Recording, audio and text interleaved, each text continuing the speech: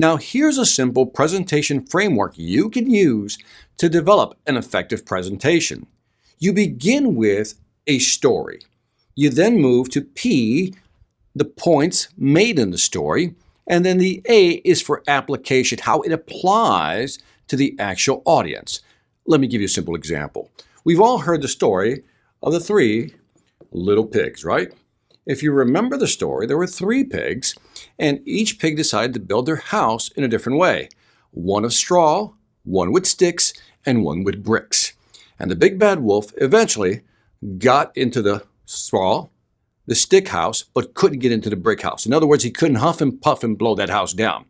So what's the point? After you told the story, you can make a point. And the point being is that you should build always on something solid or with a solid foundation or structure.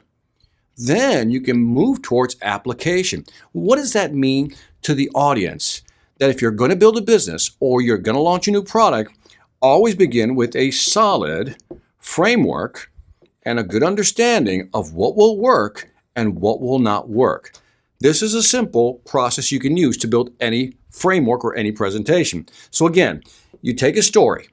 From that story, there's going to be one point or a couple of relevant points, but then the twist here is you make it applicable to your audience.